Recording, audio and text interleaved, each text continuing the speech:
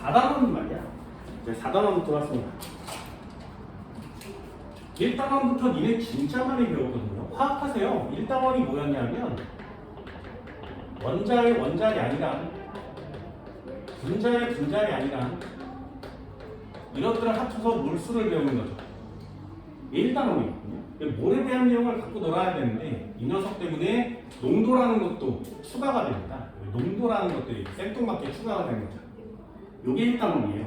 그럼 포인트는 여기에 있는 거 맞지, 그치? 뭐를 갖고 노는 자가 1단원을 잡습니다. 그죠? 2단원도 배웠어요? 기억나세요? 2단원은 뭘 배우냐면 원자의 구조를 배우거든요. 원자가 어떻게 생겼니? 라는 걸 배우는데 원자의 구조는 두 가지요. 원자 핵에 대한 내용을 일단 배워요. 원자 핵에서는 동위원소 파트가 제일 중요했었죠. 수능에 출제되는 내용입니다. 동위원소. 그치? 그 다음에 모두 다 전자에 대한 내용이거든요. 전자 어딨니? 그러면 오비탈에 있어요. 그죠? 그래서 오비탈에 대한 내용을 갖고 노는 게 2단원이에요. 그죠? 어렵지 않지, 그지? 그런 다음에 이렇게 해서 찾아낸 구조를 다 통틀면 원자의 반지름을 구할 수 있고요. 이온의 반지름을 구할 수 있고요. 이온화 에너지를 구할 수 있죠. 여기까지가 2단원이거든요. 그러니까 원자가 어떻게 생겼고 어떤 구조를 갖고 있는데 어떤 크기를 갖게 되는지를 배우는 게 2단원입니다. 그럼 3단원은 최근에 배운 거 맞지? 3단원은 이렇게 생긴 원자끼리 결합을 하는 내용이죠. 원자가 결합을 하면 어떻게 되니? 이게 3단원이에요. 그러면 이온 결합할 수 있고 공유 결합할 수 있고 금속 결합할 수 있는데 너 이거 알아? 이거 배우는 게 3단원. 그럼 공유 결합만 따져서 분자는 어떤 꼬라지를 가지니? 구분형이요, 직선형이요, 평면 삼각형이요, 결합각은 어떻게 되니? 104.5도요, 109.5도요, 120도요, 이런 걸 배우는 게 3단원의 목표입니다. 이렇게 따지고 보면 우리가 배운 게 그렇게 많지는 않아요. 그죠? 이걸 하나씩 하나씩 수능 문제를 낼 거거든요. 얘 하나, 얘 하나, 얘 하나, 얘 하나. 그래서 여기서 5개. 얘 하나, 얘 하나, 얘 하나, 얘 하나, 얘 하나. 여기서 5개. 얘 하나, 얘 하나, 얘 하나, 얘 하나, 얘 하나. 여기서 5개. 그치? 그래서 이제 4단원이 남은 겁니다. 4단원은 이렇게 생긴 분자들 또는 이렇게 결합해서 생긴 물질들이 서로 반응을 하면 어떻게 되느냐. 그래서 4단원은 결합에서 끝나는 게 아니라 화학 반응을 진행하는 것이 4단원이에요. 그러니까 이 반응을 진행하려면 분자가 뭔지 결합을 어떻게 되는지 알아야 돼요.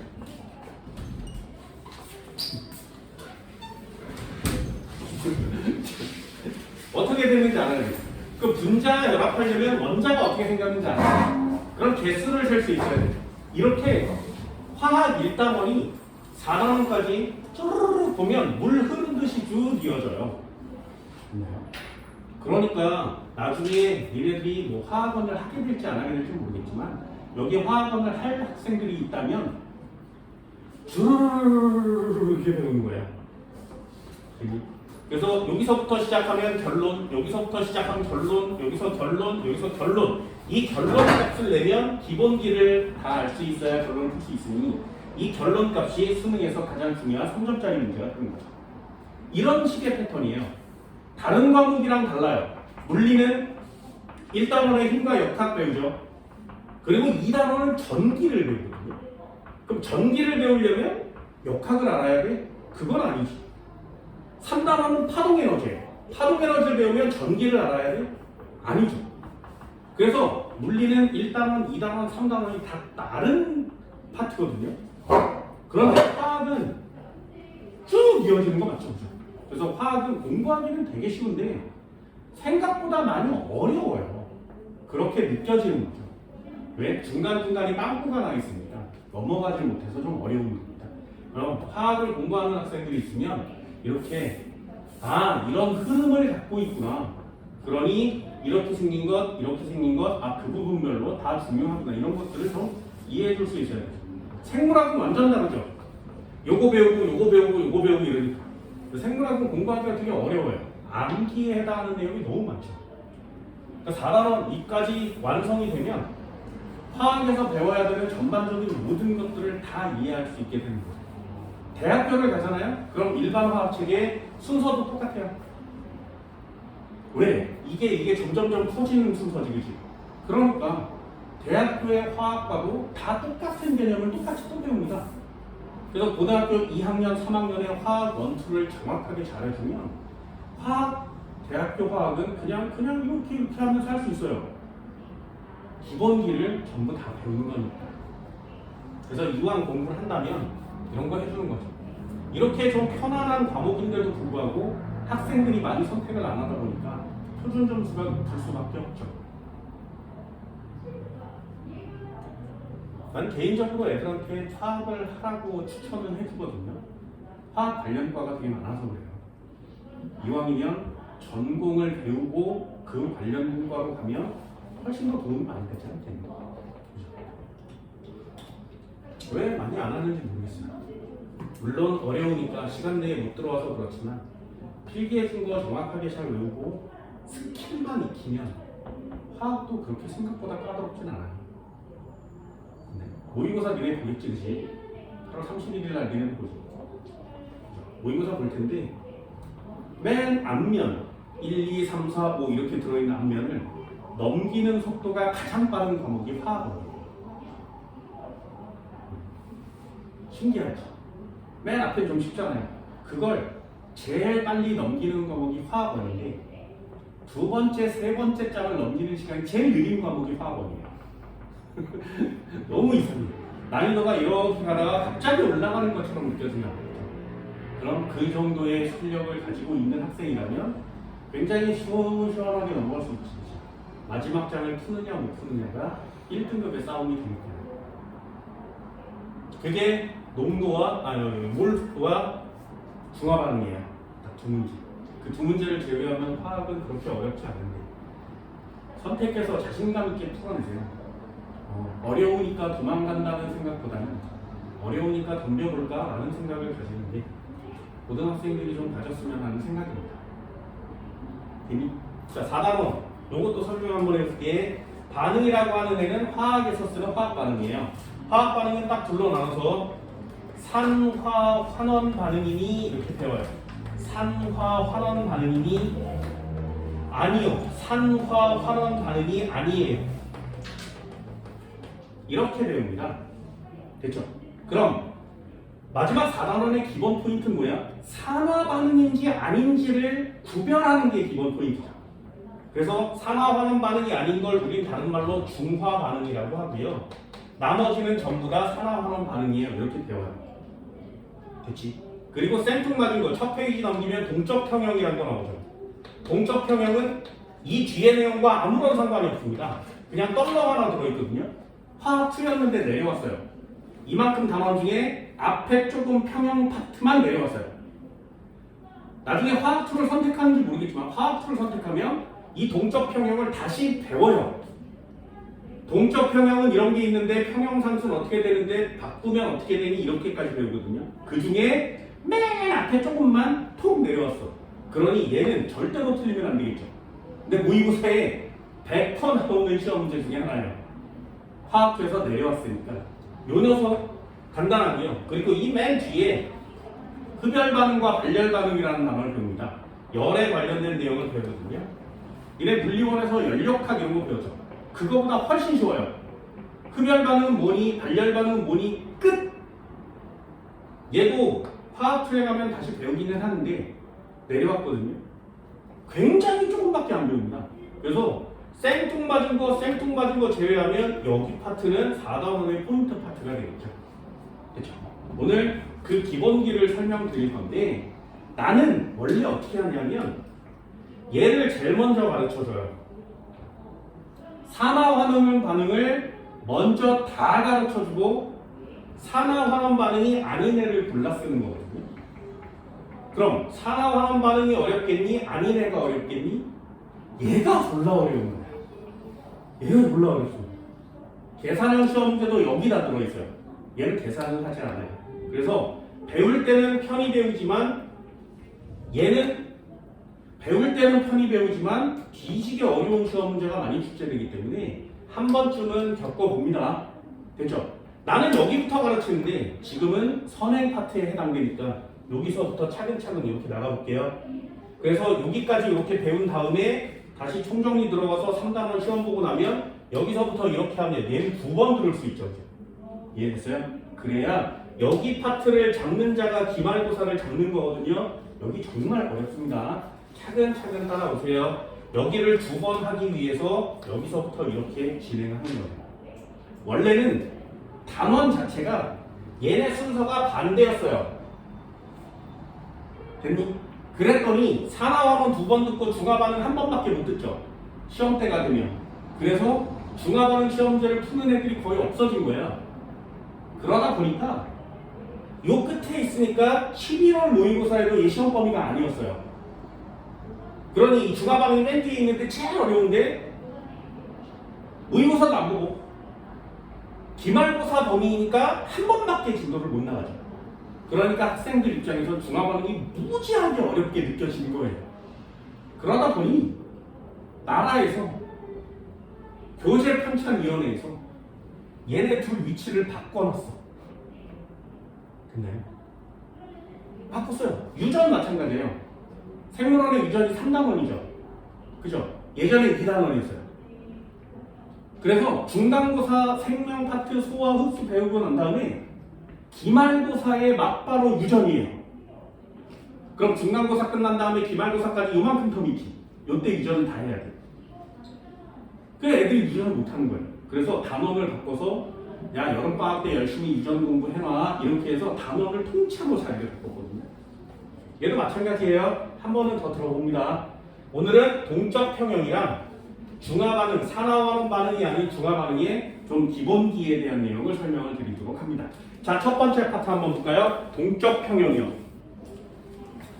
여기 어렵지 않습니다. 단어 3줄만 하면 여기 파트는 모의고사 문제를 모두 맞출 수 있어요. 자, 동적 평형이란 단어를 간단하게 설명을 해줄게요. 동적 평형. 화학 반응이 진행되면 A라는 애가 있었어, B라는 애가 있었어, 이렇게 가면 C라는 애가 생성되겠죠. 화학원은 1단원에서처럼 얘랑 섞었을 때 반응이 일어나면 개수비대로 반응을 하겠지. 그런 다음에 하나는 다 없어지고요. 나머지가 얼마 생겼는지를 구하는 게 양적 반응이죠. 됐나요? 그런데 자연계에서 이게 하나가 다 없어지고 얘네들이 똑같이 생기는 경우는 그렇게 많지 않아요. 무슨 뜻이냐면 반응물이 생성물로 되어 가다가 반응물이 완전히 다 둘 중에 하나가 없어질 때까지 가는 게 아니라 생성물이 어느 정도 생기고 나면 반응이 더 이상 진행되지 않는 거예요. 근데 더 이상 진행되지 않으니까 A와 B도 남아있는 상태에서 C까지 남아있는 거예요. 그럼 반응이 더 이상 진행되지 않는 것처럼 보인다면 이 반응 자체가 안 일어나는 것처럼 보이겠지. 그래서 그걸 동적으로 평형 상태에 도달했구나 라고 표시를 한 거예요. 괜히 안 움직이는 것처럼 보여요 이런 뜻이에요. 그런데 실제로 안 움직여? 그게 아니야. 얘가 이렇게 가서 C가 생성되다 보면 C가 어느 일정한 양에 도달하잖아요. 그러면 더 이상 C가 안 생기는 게 아니라 C가 생기면 생긴 양만큼 되돌아가요. C의 양이 일정하게 유지되려고 노력을 합니다. 그럼 반응은 계속 진행되겠죠. A와 B가 있으니까. 그럼 C가 되면 C가 너무 많은데? 야 다시 되돌아가. 그래서 되돌아가 보내요. 그럼 화살표가 어떻게 돼? 이렇게 가는 반응과 이렇게 가는 반응이 두 개가 동시에 진행되겠죠. 이걸 정반응이라고 하면 이걸 역반응이라 그래요. 되니? 화학 반응은 두 종류인데 이렇게 한쪽 방향으로만 진행돼서 정반응은 있는데 역반응은 없어 라는 반응이 있어요. 예를 들어볼게.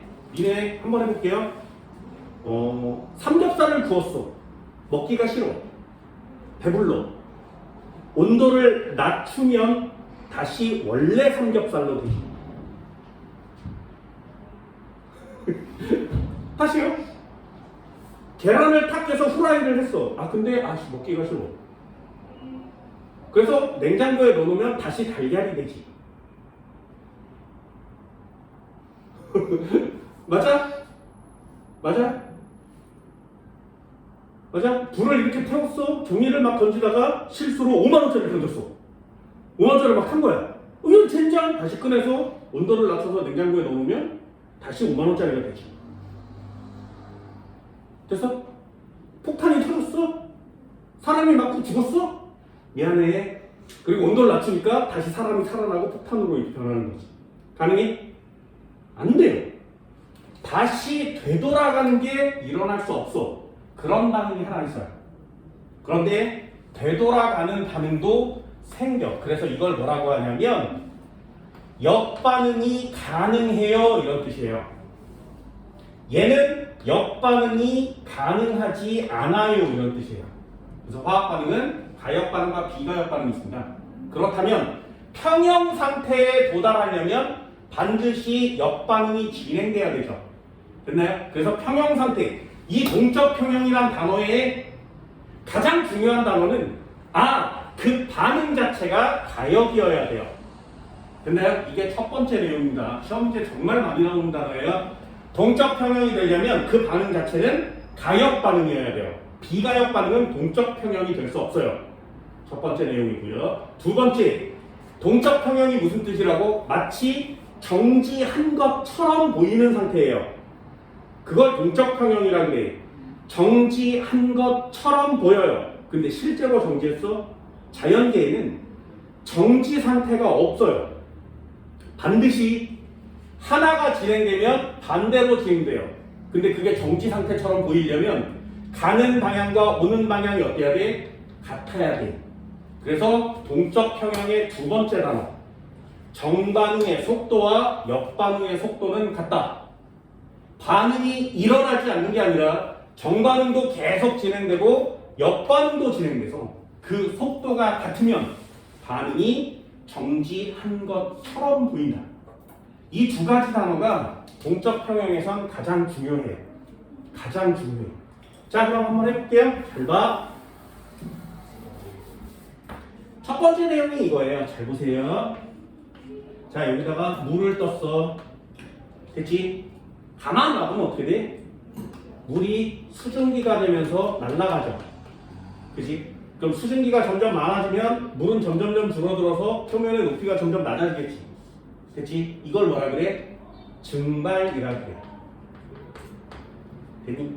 자, 질문 하나 해볼까? 증발과 끓음의 차이점이 뭐야? 증발과 끓음의 차이점. 둘 다 액체가 기체되는 현상이야. 그런데 증발은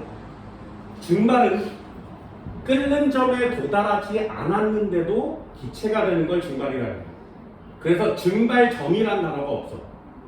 끓음은 100도씨가 이 물의 끓는 점에 도달했을 때 기체가 되면 그걸 끓음이라고 해서 끓는 점이 존재합니다.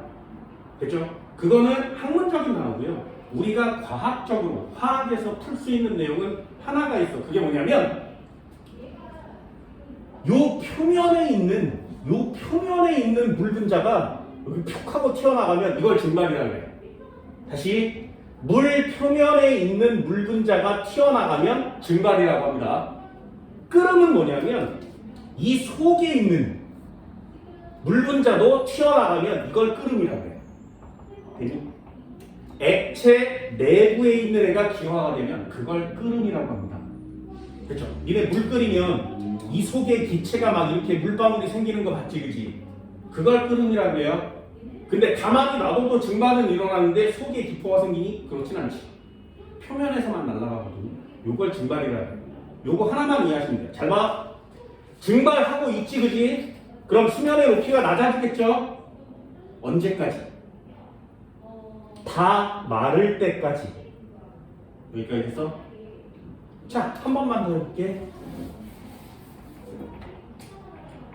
요거만 이해하면 끝납니다. 물을 떴어. 수증기가 나가서 증발이 되겠지, 그지? 됐니? 여기다가 이렇게 밀폐시켜 놓는 거야. 수증기가 도망가지 못하게. 됐니? 그렇다면 여기서 수증기가 이렇게 증발해서 나오면 여기 수증기가 이렇게 들어차겠죠.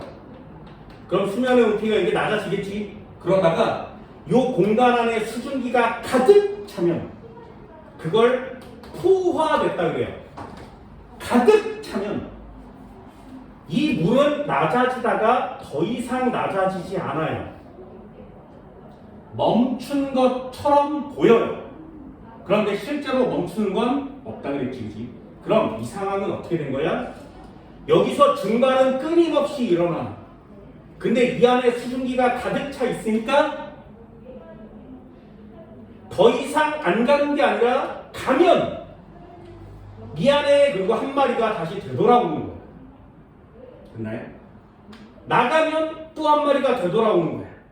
그러면 여기 안에 수증기의 양은 일정하게 유지될 거고요. 여기 있는 수면의 높이도 일정하게 유지되겠지. 그 상태를 동적 평형 상태라고 하는 거예요. 마치 정지한 것처럼 보이는 상태. 동적 평형 상태. 되니? 동적 평형 상태는 정지 상태가 아니라 정지한 것처럼 보입니다. 그럼 날아가는 속도와 들어오는 속도가 똑같으면 정지처럼 보이겠죠. 이게 동적 평형의 모두 다예요. 그래서 생뚱맞은 부분인데 매우 쉽게 배우셔야 됩니다. 되니? 자, 하나만 더요. 동적 평형의 조건 첫 번째가 뭐라고? 가역 반응이어야 되죠. 되니? 그럼 니네가 화학식을 보고 이게 가역 반응인지 비가역 반응인지를 구별할 수 있어야 동적 평형이 되는 애와 안 되는 애를 찾을 수 있겠죠. 그게 시험 문제예요. 그게 첫 번째 파트입니다. 그러니 니네도 가역 반응 거기 나와 있고요. 비가역 반응 나와 있는데 비가역 반응을 외우세요. 가역 반응은 굉장히 다양하게 출제가 됩니다. 그래서 아래쪽에 비가역 반응 4개 나와 있는 거 있죠. 거기다 별표 하나 쳐주시면 돼요. 그 비가역 반응은 동적 평형이라는 단어를 쓸 수 없어요. 동적 평형에 도달하지 않습니다. 가역 반응 되게 다양하니까 비가역 반응 하나는 외웠습니다. 됐죠? 자, 이쪽에서 한번 써볼까요? 자, 첫 번째. 동적 평형.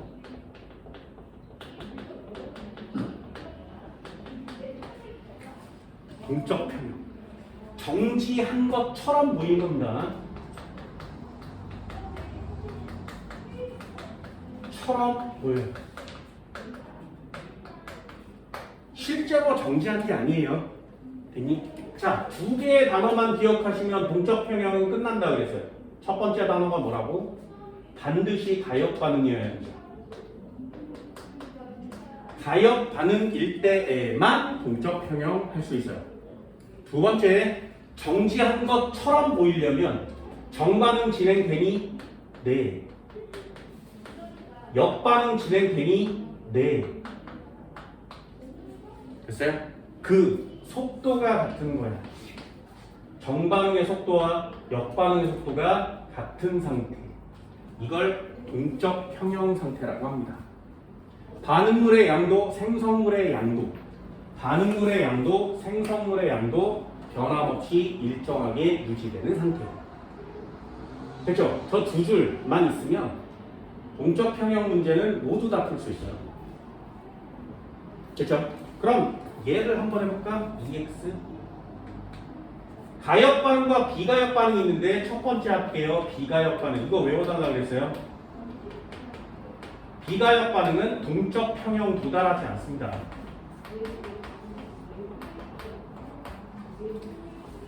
됐죠? 비가역 반응은 동적 평형 안 돼요. 첫 번째가 뭐야? 아까 5만원짜리 태웠지, 그치? 삼겹살 태웠지. 그걸 연소 반응이라고 해요.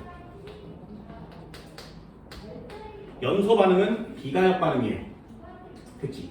저걸 저렇게만 써놓고 이렇게 표시하면 H4 더하기 O2 짝대기 CO2 더하기 이산화탄소의 물. 자, 가역이니 비가역이니? 됐어요? 그럼 이게 연소 반응이라는 걸 알 수 있겠어? O2가 결합하면 이거 연소 반응이에요.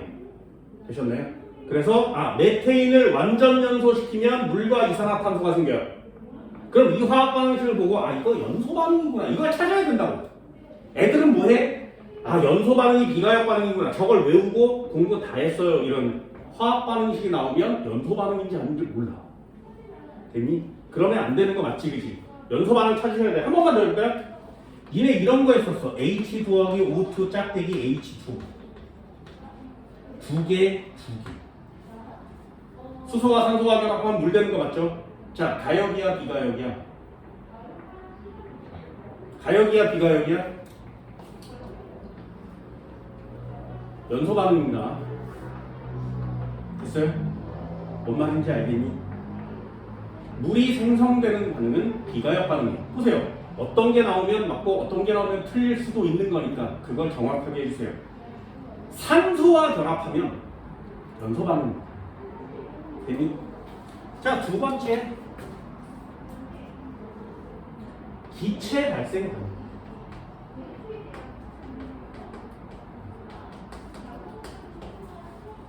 자, 여기 이산화탄소 나왔죠, 그죠? 이산화탄소는 바깥으로 빠져나가겠지. 태움과 동시에. 그럼 다시 원래대로 되돌리려면 나갔던 이산화탄소를 다시 그대로 모아야 돼요. 불가능하죠. 그래서 기체가 발생하는 반응은 비가역 반응입니다. 한번 해볼까요? Mg라는 애가 있었어. 더하기 HCl 두 마리를 더하면 얘 MgCl2가 되고요. 여기에 수소기체가 이렇게 발생합니다. 가역이겠니? 비가역이겠니? 요걸 보고 동그라미 치는 거예요. 기체가 발생하면 비가역 반응입니다. 됐나요? 기체가 발생하면 비가역 반응. 이내 화학 원할 때 기억나? 탄산칼슘에다가 HCl 염산을 두 방울 떨어뜨리면 CaCl2가 되면서 물과 이산화탄소가 나왔어요. 그래서 이산화탄소와 탄산칼슘의 몰수는 같이 이렇게 놓고 문제를 풀었거든요. 가역이겠니? 비가역이겠니? 이산화탄소 나왔지, 그치? 비가역 반응입니다. 되셨나요? 그래서 니네가 배우는 화학의 거의 대부분은 다 비가역이에요. 그러니까 가역 반응하면 된다 그러면 가역 반응에 해당하는 내용만 외우시면 돼요. 세 번째, 중화 반응.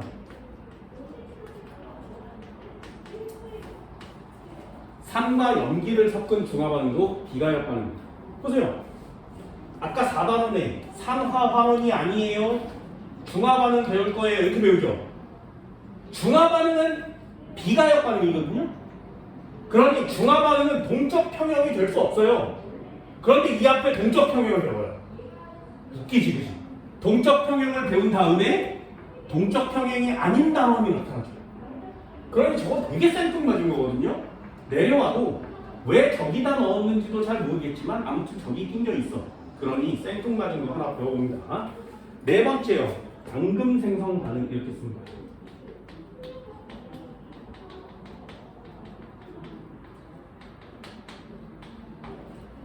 됐죠? 이 네 가지는 배웁니다. 그럼 앙금이 생겨났는지 어떻게 알아? 한번 써볼까? Ag에 더하기 Cl2를 더하면 두 개에서 두 개의 AgCl2가 됩니다. Cl2입니다. 자, 가역이니 비가역이니? 모르죠? 이거 앙금이에요. 그럼 얘가 앙금이에요를 알면 문제를 풀 수 있죠. 그래서 예전에 화학원은 앙금 반응을 따로 떼서 배웠어요. 그래서 앙금의 종류도 다 외웠어. 앙금의 색깔까지 전부 다 외웠거든요. 그런데 여러분들은 앙금 반응 파트가 완전 통째로 빠졌어요. 그럼 이거 어떻게 푸는 거야? 여기 뒤에 상태가 표시돼서 나와요. 생성물의 상태가 S라고 써 있으면 이거 앙금이에요.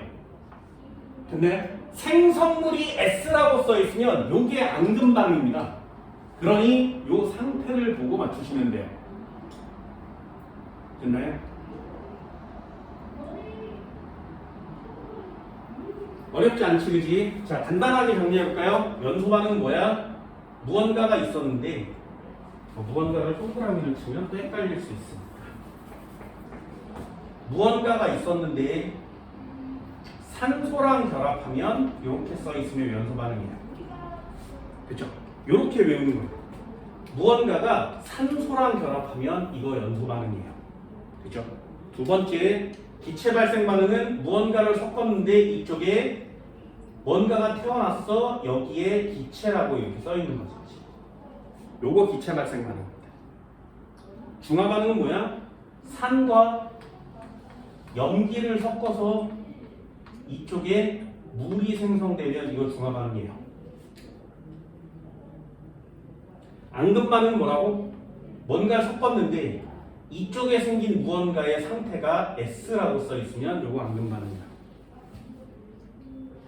그렇죠? 요런 꼬라지로 되어 있는 건 동적 평형에 도달하지 않는다.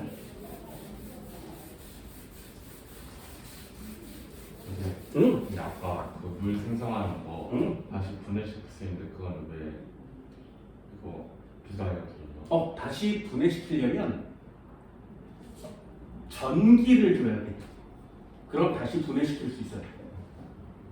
근데 동적 평형의 가역 반응은 그냥 지들끼리 알아서 돼야 돼. 너 물을 가만히 놔두면 수증기는 되죠. 물을 가만히 놔두면 수소와 산소로 나뉘어지긴 그거 안 된다. 이해됐어? 네. 됐어요? 여기까지 동적 평형의 이 단어는 잊어버리지 맙시다. 요렇게만 알고 있어도 시험 문제를 거의 대부분 맞출 수 있다고 그랬어요. 자, 한번 해볼까요? EX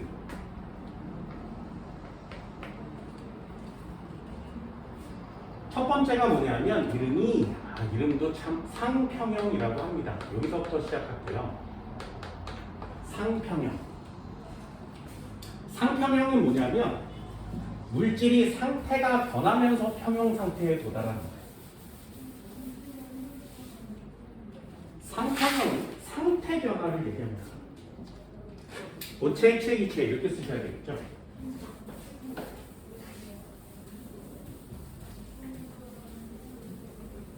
아까 얘기한 이 녀석이에요. 자, 또 한 번 해볼까요? 다시 한번. 물이 있었어? 닫아놨어? 그럼 물은 H2O라고 쓰고요. 얘가 날아가서 수증기가 되겠지. 수증기도 H2O라고 씁니다. 그렇지? 얘는 L이라고 쓰고요. 얘는 기체, 수증기 이렇게 표시하는 거예요. 그럼 이렇게 해서 액체가 기체되는 현상을 우리 뭐라 그래? 증발이라고 하면 됐니? 기체가 다시 액체로 되돌아오는 액화는 뭐라 그래? 요게 처음 들어보는 단어일 수 있어요. 이걸 응축이라고 합니다.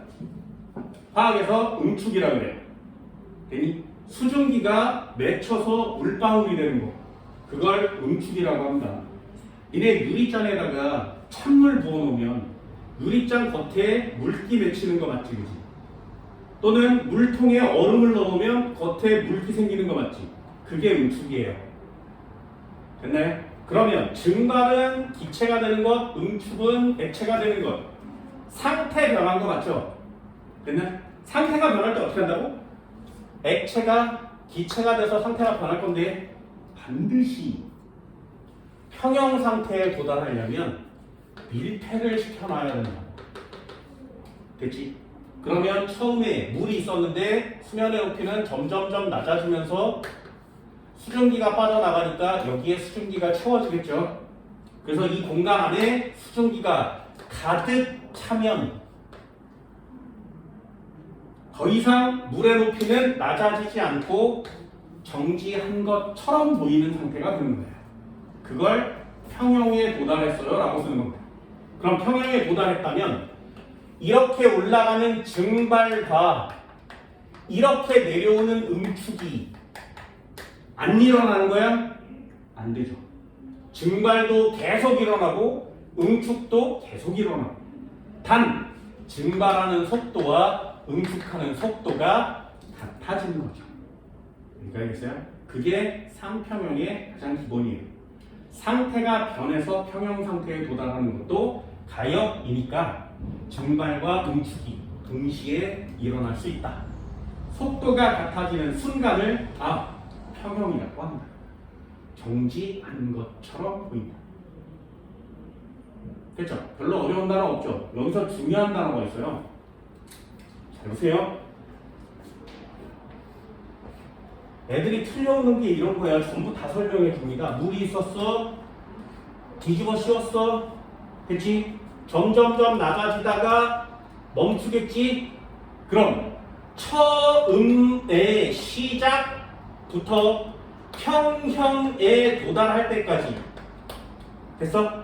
증발 속도는 누가 빠르니? 여기까지 됐어요? 얘가 처음에 증발을 해서 수증기가 되겠지. 여기 다 채우면 멈춘다 그랬죠. 멈추는 것처럼 보인다 그랬지. 그럼 증발 속도는 처음이 빨라, 평형 상태가 빨라. 여기까지 됐어? 다 틀려온다 니네들. 그래서 설명을 해줄 거야. 아까 했던 설명이 되게 중요해요. 잘 보세요. 물이 있었어? 처음에 물의 높이는 이만큼이었지. 그럼 여기서 증발이 진행되겠지. 됐어? 물의 높이가 점점점 낮아져서 물의 높이가 이만큼 됐지. 여기서도 증발이 일어나겠지. 증발 속도는 처음이 빨라, 평형 상태가 빨라가 질문이었지. 자, 질문. 아까 뭐라고 했어? 증발과 끓음의 차이점이 뭐라고? 증발은 액체 표면에 있는 물 분자가 날아가는 걸 증발이라고 한다고 했어요. 기억나세요? 여기 표면에 있는 물 분자가 후두두둑 튀어나가는 걸 증발이라고 합니다. 됐니? 그럼 처음에 시작할 때 하나, 둘, 셋, 넷, 다섯, 여섯, 일곱, 여덟, 아홉 마리가 푹 튀어나갔지. 됐니? 그럼 얘 물의 높이가 낮아서 평형 상태가 되면 액체의 표면적이 변하니? 안 변하죠. 액체의 표면의 면적은 증발해도 똑같죠. 됐어? 그래서 튀어나가는 물 분자의 개수는 같은 거예요. 됐니? 이해됐어요? 그럼 다시 시험용 질문. 처음과 평형 상태 중에 증발 속도는 누가 빨라? 같아요. 그게 여기 파트에서 제일 어렵다는 난이도의 시험 문제예요. 됐지? 한 번만 해볼게. 상평형. 그 중에 다양한 대표적이니까 H2L이라는 녀석과 H2G라는 녀석이에요. 얘는 짝대기를 이렇게 그렸으니까 가역 반응 맞지? 그치? 가역 반응 맞지? 자, 여기다가 정리 한번 해볼게요. 이렇게 생긴 물통에다가 물을 넣었어. L. 여기를 밀폐시켰죠. 됐지? 그럼 물이 H2G가 되면 이걸 뭐라고 한다고? 증발이라고 한다고 했어요. 그죠? 그럼 수증기가 한 마리가 딱 찼지? 여기에 100마리가 차면 가득 찬 거야. 한 마리가 딱 차면 증발은 계속 진행되겠죠. 2마리가 찼어. 100마리가 차면 가득 찬 건데 3마리가 찼어. 그럼 되돌아갈 이유가 이미 없어요. 됐나요? 그래서 수증기가 이렇게 차 올라오고 수면의 높이는 점점 낮아지겠죠. 이렇게. 됐니? 그러다가 수면의 높이가 일정하게 유지되면 평형 상태에 도달했어요. 그죠? 그럼 한 칸은요. 처음 시작에서 쭉 가서 평형 상태에 도달하면 됐니? 수증기의 양은 어떻게 되니? 여기 안에 들어있는 수증기의 양은 수증기의 양이니까 G라고 써야 되죠. 수증기의 양은 처음보다 평형 상태가 더 많지. 이해됐어? 이 녀석은 점점 증가합니다. 됐죠? 그렇다면 H2OL의 양은 어떻게 돼? 수면의 높이가 점점 낮아지니까 이 양은 점점 감소하죠. 됐니? 여기까지 포화 상태가 됐어요. 그러면 증발은 속도가 어떻다고? 항상 언제나 표면적이 변함이 없으니까 일정하다고. 요거 체크돼요? 됐어? 그렇다면 평형에 도달했을 때 증발 속도와 응축 속도가 어떻게 돼야 돼? 같아져야 되죠. 됐니? 그러면 응축 속도는 어떻게 된 거야? 처음에 없었는데 증발 속도가 같아져야 되니까 증가하겠죠. 되셨나요? 그러면 결론까지 써드릴게요. 그런 다음에 시간이 지나면 평형 상태에 도달한 후에 계속 시간이 지나면 이 평형 상태부터 일정한 값을 갖는 거 맞죠? 증가하다가 더 이상 증가하지 않고 일정해지고요.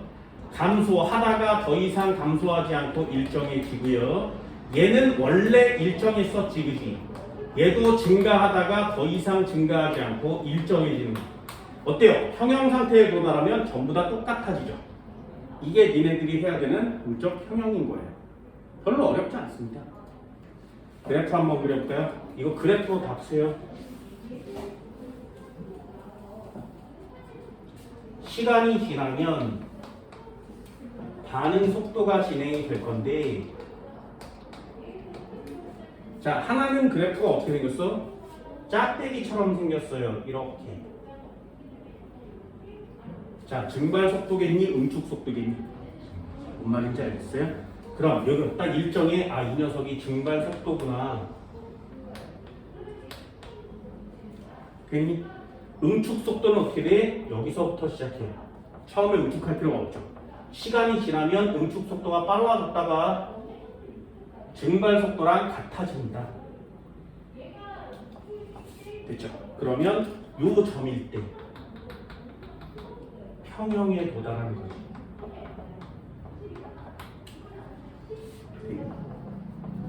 네, 됐어요? 그럼 여기 파트부터는 전부 다 일정 이렇게 써오는 거죠. 되게 쉽죠? 이 그래프로 다 풀거든요. T1, T2, T3 여기다가 예제를 풀어. 자, 이거 뭐? 증발, 이거 뭐? 응축, 평형 상태를 T2, 여기 T3, 여기 T1 됐죠? 자, T1이요. 그러면 H2L은 누가 제일 많아? 됐어? H2L은 언제가 제일 많아? 처음이 제일 많죠. 됐어? 그럼 H2OG는 언제가 제일 많아? T2와 T3가 제일 많겠죠. 이해됐니? 대신에 얘는 T1이 제일 크고요. 그치? T2와 T3는 어때야 돼? 같아야 되죠. 평형 이후에는 더 이상 변하지 않는다. 얘도 마찬가지. T1일 때가 제일 작지.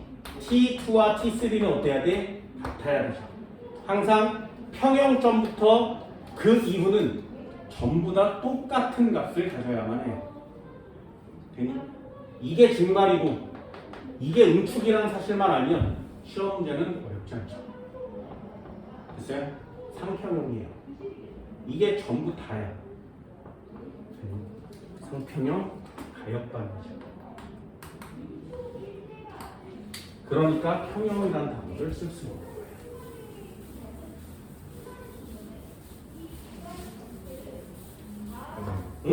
근데 그 수증기가 아직 포화 상태가 안 됐는데 왜 점점 그 응축되는 양도 증가하는 거예요? 응축되는 양은 증가하는데 평형 상태에 도달할 거예요. 예를 들면 이것도 그냥 간단하게 예를 들면 여기서 10마리씩 튀어나올게요. 100마리가 되면 가득 찬다 그랬지. 그런데 이 공간 안에는 수증기가 들어갈 수 있는 양이 제한돼 있어. 10마리가 튀어나왔어. 그러면 여기서 한 마리 정도는 들어가요. 이렇게 20마리가 돼버리면 2마리가 들어가지. 30마리가 되면 3마리가 들어가요. 그래서 100마리가 되면 100마리가 더 이상 그런 가득 찼지. 그럼 그 다음에 나오는 10마리가 나오면 10마리가 들어가는 거야. 됐니? 그래서 이 공간 안의 수증기는 채워지는 개념과 다시 되돌아오는 개념이 한꺼번에 같이 있는 거예요. 그럼 수증기가 많아지면 많아질수록 되돌아오는 애도 많아질 수밖에 없는데 최대값이 어디야? 같아지는 게 최대값이야.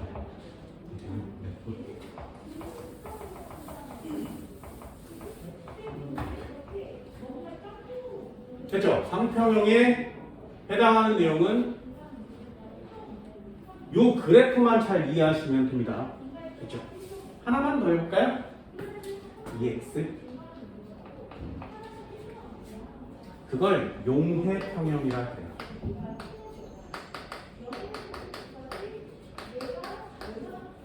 상평형은 이거 상태 변화를 뜻하는 거예요.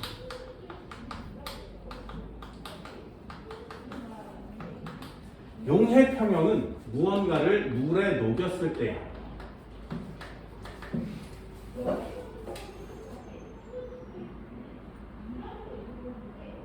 자, 이것도 설명을 한 다음에 복습을 해줄게. 이렇게 생긴 곳에 물을 넣어.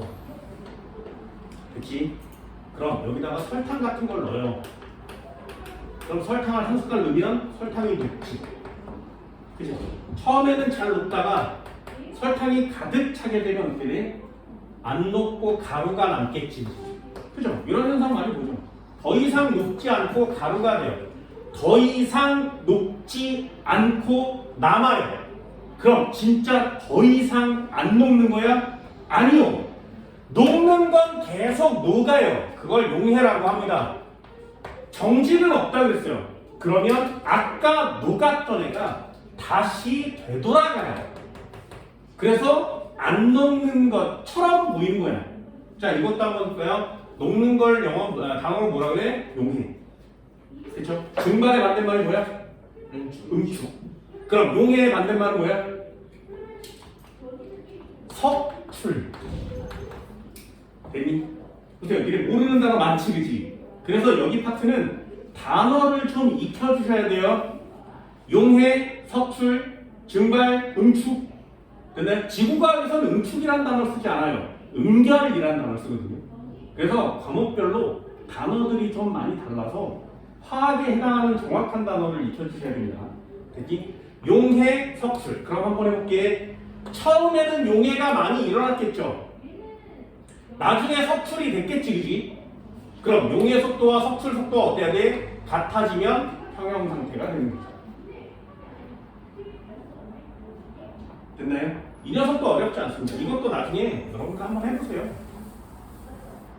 아, 이건 집에 가서 해봐. 집에 가서 해봐. 진짜로. 니네 집에 흰 설탕 있니? 진짜? 그럼 좀 검은색 설탕 있어요? 머스크바도 이런 거 없어? 갈색 설탕 없어? 아, 흰 설탕만 먹어 니네? 아, 갈색 설탕 먹는 거야. 엄마한테 설탕 갈색으로 바꾸라 그래. 머스코바도라는 거 있어. 이걸 바꾸라 그래. 원래 설탕은 무슨 색이야? 원래 설탕 갈색이에요. 됐니? 원래 갈색인데 이래 호떡 먹으면 좀 더 진하지 색깔. 그거 흑설탕이거든요. 그거 캐러멜 색소를 타서 검정색으로 만든 거야. 원래는 갈색인데.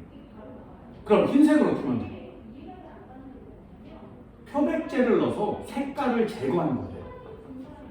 그게 흰설탕이에요. 그래서 옛날에 갈색 설탕은 있었는데 어떤 미친 사람이 나타나서 야, 갈색 설탕은 좀 흑색이랑 비슷하니까 좀 지저분해 보이네. 이걸 깨끗하게 만들 수 없어. 그래서 표백제를 졸라 타서 씻은 거야. 그래서 흰 설탕을 만들었더니 와, 졸라 깨끗한데 막 처먹는 거야, 사람들이.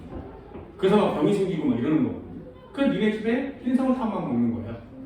그 흰 설탕을 우리나라에 처음으로 갖고 와서 사람들한테 판 회사가 어디야? 백설. 됐지?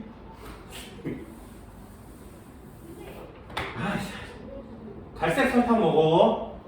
자, 실험을 할 때 이렇게 해요. 흰 설탕을 다 녹여. 그런 다음에 여기에 남을 때까지 녹여요. 됐니? 그럼 여기 흰 설탕이 이렇게 좀 남아있겠지. 그 상태에서 여기다가 갈색 설탕을 넣어요. 됐니? 그러면 이미 다 녹았으니까 갈색 설탕도 그냥 가라앉겠죠. 그래서 흰 설탕 부분과 갈색 설탕 부분이 이렇게 동시에 가라앉아서 안 녹아요, 더 이상. 안 녹는 것처럼 보이는 거죠. 그걸 가만히 오래 놔두면 갈색 설탕이 점점 흰색으로 변해요. 흰 설탕은 점점 갈색으로 변합니다. 안 신기하지? 왜? 아까 흰 설탕만 녹였는데 갈색 설탕을 넣으면 두 개가 동시에 가라앉아 있겠죠? 용해가 멈춘다고? 안 멈춰요. 갈색도 용해가 되고요. 흰색도 용해가 돼요. 석출도 멈추지 않겠지. 석출이 될 때 간 곳으로 바로 되돌아오겠니? 아니요. 석출이 될 때 이쪽으로 붙을 수 있고 이쪽으로 붙을 수도 있어요. 그래서 여기에 갈색 설탕이 낑겨 들어갈 수 있고 여기에 흰 설탕이 낑겨 들어갈 수 있어요.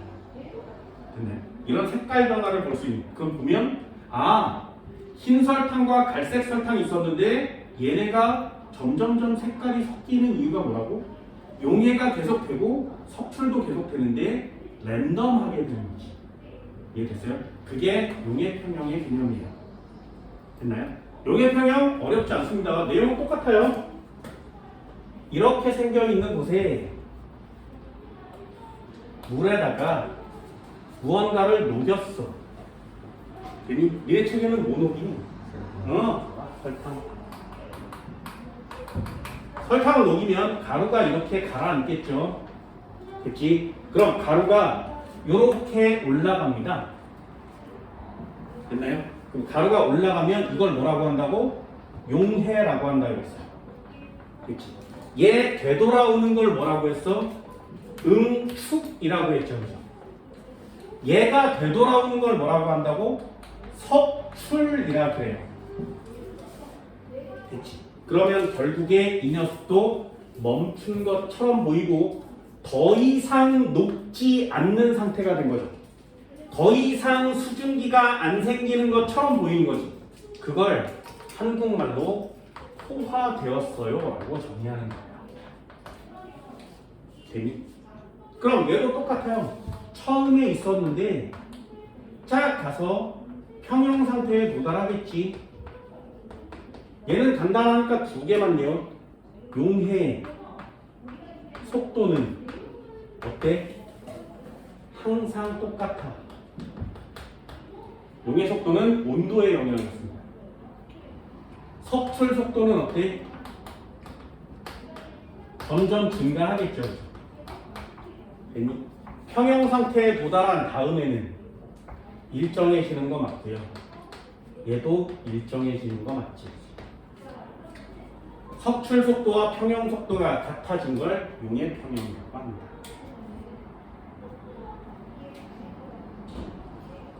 이렇게 일정해지면 얘네들이 결국에 같아지는 거예요. 얘네들도 일정해지면 결국에 같아지는 거예요. 자, 용해 평형보다 저쪽에 물에 관한 상평형이 시험 문제는 좀 더 많이 나옵니다. 그래서 상평형은 좀 자세하게 적어드렸어요.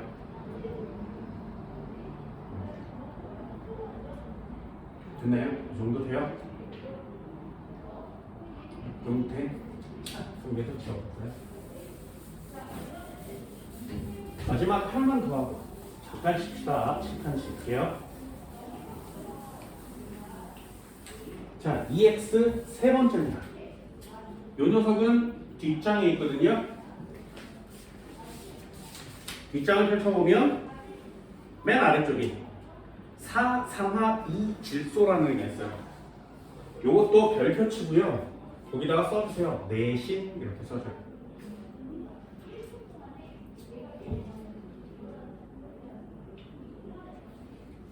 그건 상평형도 아니고 용해평형도 아닙니다. 그걸 뭐라고 하냐면 화학평형이라고 해요. 화학평형. 이게 화학 반응이 진행되는 거예요.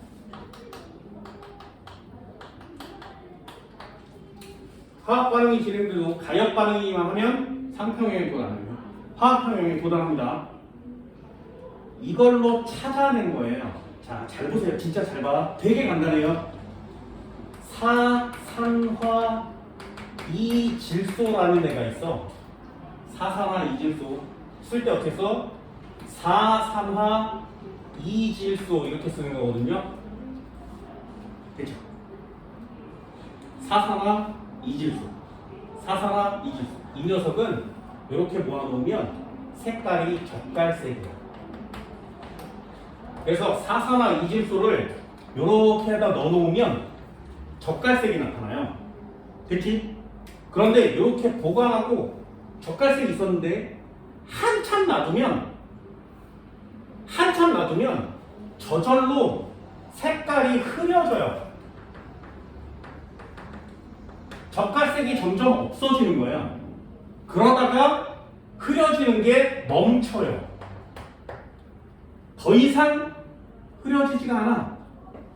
찐했는데 흐려지다가 더 이상 흐려지지 않는 거예요. 이 상황을 찾아낸 거야. 야, 이거 뭐냐? 젓갈색이 흐려졌다는 얘기는 얘가 반응이 진행될수록 N2O4가 점점 감소했다는 얘기죠. 그죠? 얘가 젓갈색인데 사라졌으니까. 이거 이상한데? 이거 어디 갔어? 날라갔어? 샌 거야? 그런데 더 이상 변함이 없어. 일정한 거야. 막힌 거야? 이렇게 하고 있다가 다른 유리종에 NO2를 데리고 온 거예요. 됐나요? 이 녀석은 이름이 뭐겠니? 이산화 질소가 되겠죠. 됐어요? 이 녀석은 무색이거든요. 아무 색깔이 없어요. 그래서 이 녀석도 무색으로 이렇게 담아놓고 가만히 있었더니 이 색깔이 점점 젓갈색이 되어가는 거예요. 됐어요? 그런데 젓갈색이 점점점 진해지다가 더 이상 안 진해지는 거예요. 진해지다가 더 이상 안 진해지는 거예요. 완전 진해지면 이렇게 변하는데 안 진해지는 거예요. 야, 이거 뭐야? 그러면 무색이 젓갈색이 됐단 말인 거야? N2O4가 생성됐다는 얘기죠. 이거 두 개가 연관성이 있지 않을까?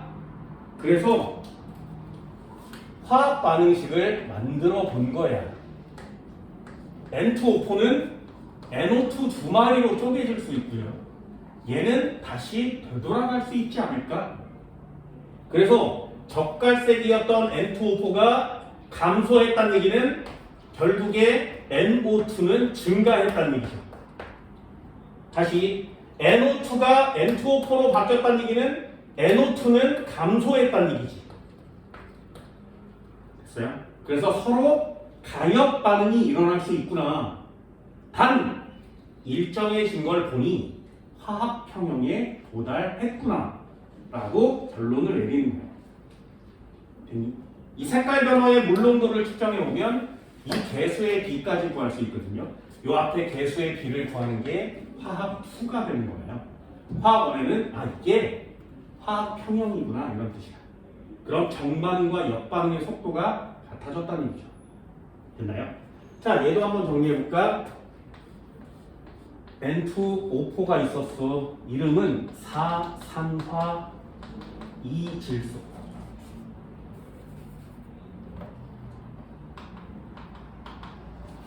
그리고 NO2 2산화 질소가 있었어요. 얘네 둘은 서로 이렇게 갈 수 있죠. 역시 가역 반응.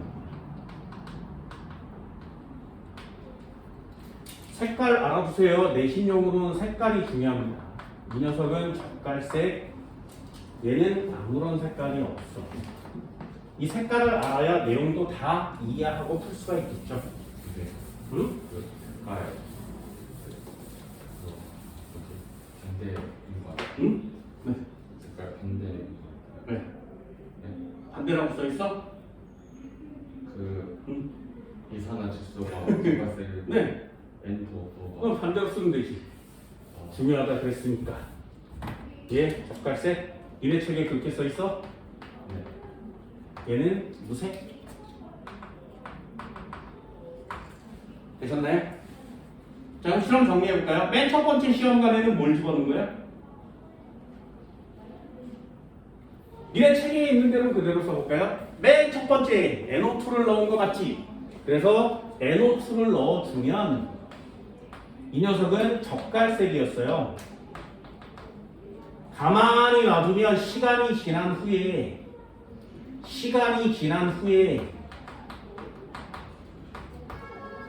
젓갈색은 점점 어떻게 된다고? 젓갈색은 흐려짐. 됐죠? 젓갈색이 흐려졌다는 얘기를 정리하면 NO2는 양이 감소했어요. 이렇게 쓰는 거죠. 그치? 그런데 이 감소해서 젓갈색이 흐려지다가 더 이상 어떻게 된다고? 변함이 없이 일정해지는 거죠. 반대로도 실험할 수 있어요. 반대로 실험하면 N2O4라는 애가 있었는데 이 녀석이 무색이라고 했어요.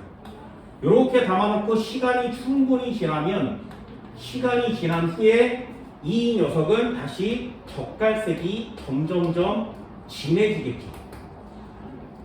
젓갈색이 진해진다는 얘기는 NO2가 생성되고 있다는 얘기지. 점점점 증가한다는 뜻입니다. 여기까지 됐나요? 그럼 증가한 상태로 계속 증가해? 아니요. 더 이상 증가하지 않고 일정해져요. 됐지? 그럼 이 두 상황을 합쳐보면 시간이 지나면서 NO2는 감소하지만 N2O4는 점점점 증가하겠구나 하다가 평형에 도달하면 결국에 일정해지겠구나. 왜? 색깔 변화가 흐려지다가 일정해지니까. 감소하다가 일정해지고요. 증가하다가 일정해지는 거죠. 얘도 마찬가지. N2O4를 넣었더니 NO2는 증가하고 N2O4는 감소하겠죠. 그죠? 됐어요? 그럼 얘 감소하다가 계속 감소해? 아니요. 일정해지는 거죠. 젓갈색도 진해지다 일정, 증가하다 일정, 감소하다 일정. 이 일정한 상태를 평형 상태라고 하는 거예요. 일정한 상태를 평형 상태라고 하는 거예요. 됐나요? 그래서 동적 평형에 도달한다라는 사실도 찾아내게 되는 거죠. 화학 평형이라고 합니다. 자, 질문이요. 평형 상태에 도달하면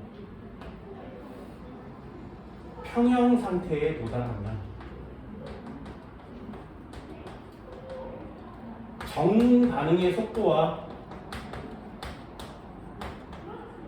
역반응의 속도는 같아진 거죠. 됐니? 요거 좀 어렵습니다. 자, 얘는 상평형이고요. 얘는 화학평형이에요. 잘 보세요. 증발 속도는 아까 얘기했지. 뭐에 영향을 받는다고? 액체의 표면적에 영향을 받는다 그랬어요. 됐니? 양이랑 상관없이 표면적에 영향을 받습니다. 그럼 표면적이 똑같기만 하면 증발 속도는 똑같은 거 맞죠? 됐니? 그래서 얘는 증발 속도를 일정하게 그래프를 그리셔야 돼요. 그런데 화학 반응은 말이야, 반응물이 많으면 생성물이 많이 생겨요. 됐니? 그러다가 반응물이 점점점 없어지면 생성물 쪽으로 가는 속도가 조금씩 느려진다. 이해할 수 있겠어? 이게 상평형과 화학평형의 가장 중요한 차이점이에요. 시간이 지나면 지날수록 반응 속도는 어떻게 된다고? 매우 높았었는데 낮아져요. 그러다가 일정하게 유지되는 거예요. 하나는 매우 낮았었는데 증가하죠. 그래서 일정하게 유지되는 거예요. 되니? 어때? 그래프의 꼬라지가 좀 다르지, 그치? 증발과 응축 속도의 그래프와 정반응과 역반응의 그래프는 좀 다르죠. 정반응의 속도는 일정하지 않아요. 시간이 짧을 때 빨랐다가 점점점 느려집니다. 이 노란 애가 정반응의 속도고요. 이 하얀 그래프가 역반응의 속도가 됩니다. 그럼 이 정반응과 역반응의 속도가 같아진 여기서부터 이렇게 간다는 얘기는 여기가 평형에 도달한 상태예요. 이렇게 쓰는 거죠. 어때? 상평형 그래프와 화학평형 그래프는 그래프가 좀 모양이 다르지. 요거 신경 쓰셔야 합니다. 됐어요? 이 두 가지를 정확하게 체크할 수 있어야 반응 속도 파트가 완성이 돼요.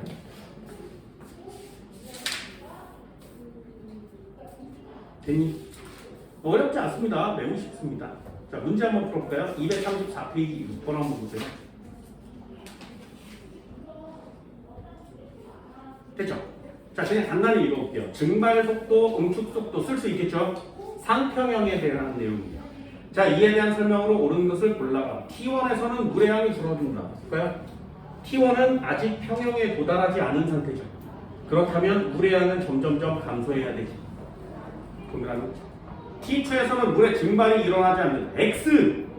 멈추는 건 무조건 X. T2 이후에 용기 속의 수증기의 양은 보세요. 일정이라는 단어 쓰면 전부 다 평형 상태 맞죠? 그죠? 당연한 거예요.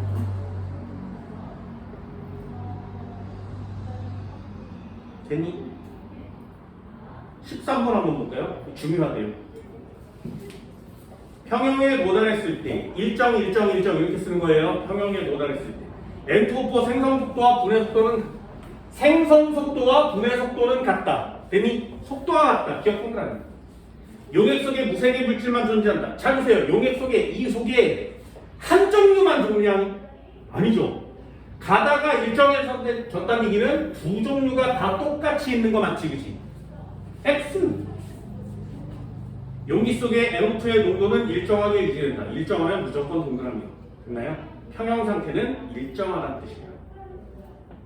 됐지? 어렵지 않죠? 평형 진짜 쉽습니다. 어렵지 않습니다. 됐나요? 칠판 지울게요. 잠깐 쉬어요.